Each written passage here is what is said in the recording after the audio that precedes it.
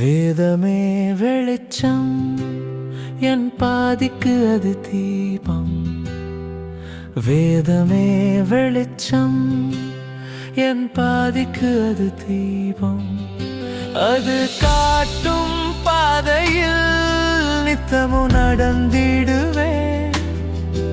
அது என்னை மகிமையில் சேர்த்திடும். கர்த்தரும் இரட்சகரும் ஆகிய இயேசு கிறிஸ்துவின் நாமத்தினாலே இந்த மாலை நேரத்திலே உங்களை அன்போடு கூட வாழ்த்துகிறேன்.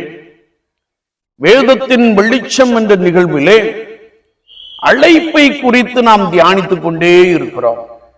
இன்றைக்கும் 2 நாளாகமத்தின் புஸ்தகம் 20ஆம் அதிகாரம் 26ஆம் வார்த்தையை நாம் வாசிக்கின்ற போது ஆண்டவருக்கு நன்றி சொல்ல அழைப்பு, இக்கட்டில் நமக்கு உதவினவருக்கு ஸ்தோத்திர பலிகளை செலுத்த அழைப்பு என்றதை இந்த பகுதியிலே நாம் மிக தெளிவாக அறிந்து கொள்ள முடியும். யோசபாத்துக்கு விரோதமாய் மோவாபியர், சேயீர் மலை தேசத்தார், இன்னும் அநேக எழும்பி வந்தார்கள். யோசபாத்தும் யூதா ஜனமும் கர்த்தருடைய சபையிலே போய் நின்று, இத்தனை திரளான கூட்டத்திற்கு முன்பதாக நிற்க எங்களுக்கு பலன் இல்லை என்று சொல்லி ஆண்டவரை நோக்கி பார்த்தார்கள். அங்கே கர்த்தருடைய ஆவியானவர் இருந்து இறங்கி வந்து அவர்களை நிரப்பி தீர்க்க தரிசனமாய் உரைத்த பொழுது, இந்த யுத்தம் உங்களுடையதல்ல, இது தேவனுடையது என்று சொன்னார்.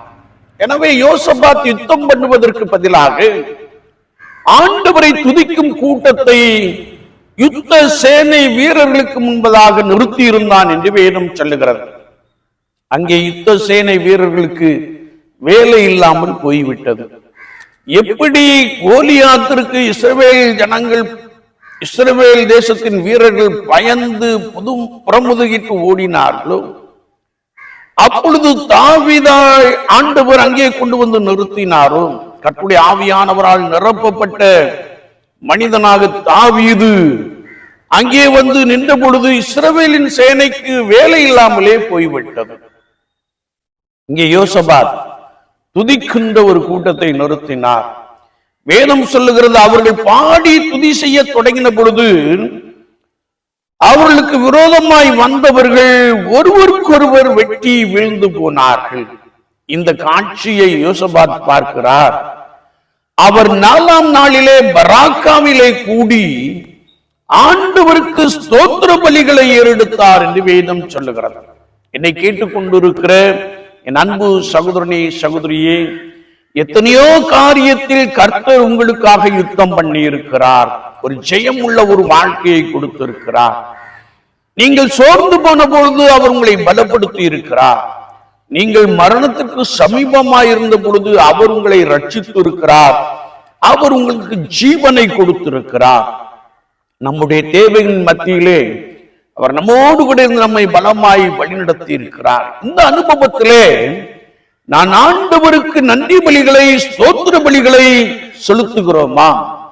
ஸ்தோத்திர பலி இடுகிறவன் கர்த்தரை மகிமைப்படுத்துகிறான். அநேகருடைய ஸ்தோத்திரங்களினாலே கிருபை பெருகும் என்றல்லவா வேதம் சொல்லுகிறது. ஆண்டவர் செய்த நன்மைகளை, ஆண்டவர் கொடுத்த உபகாரங்களை எண்ணி எண்ணி எண்ணி நாம் ஆண்டவருக்கு நன்றி பலிகளை செலுத்துவோம். ஆண்டவர் அதில் பிரியமுடையவராக இருக்கிறார். எனவே விசுவாச வாழ்க்கையிலே கர்த்தர் இம்மட்டுமாய் உங்களுக்கு செய்த காரியங்களை எண்ணி எண்ணி எண்ணி ஆண்டவரே உமக்கு ஸ்தோத்திரம் என்று சொல்லுங்கள். யோசபாத்துக்கு விரோதமாய் வந்த சத்துருக்களை ஆண்டவர் யுத்தம் பண்ணி ஜெயம் கொடுத்தபடியினாலே அவன் ஆண்டவருக்கு நன்றி பலிகளை செலுத்தினான். நாமும் அதற்கென்றே அழைப்பை பெற்றிருக்கிறோம். சங்கீதக்காரன் அழகாய் சொல்லுகிறார், கர்த்தரை நான் எக்காலத்திலும் ஸ்தோத்தரிப்பேன், அவர் துதி எப்போதும் என் வாயிலும் இருக்கும் என்று சொல்லுகிறார். நான் உயர்ந்திருந்தாலும் சரி, தாழ்ந்து போனாலும் சரி, நான் ஆண்டவரை ஸ்தோத்தரிப்பேன், ஆண்டவரை துதிப்பேன் என்று சொல்லுகிற ஒரு வார்த்தையை நாம் வாசிக்க முடியும். துதிகளுக்குள் வாசம் பண்ணுகிற தேவரீர் என்ற வசனத்தின்படி ஆண்டவருக்கு துதி பலிகளை, ஸ்தோத்திர பலிகளை செலுத்துவோம். அவர் உங்களோடு கூட உங்களை இன்னும் பலமாய் வழி நடத்துவார். உங்களுக்கு எதிராக காணப்படுகிற சத்துருக்களை முறியடிப்பார். நீங்கள் ஜெயம் கொள்ளுகிறவர்களாக காணப்படுவீர்கள். ஆமீன், ஆமீன்.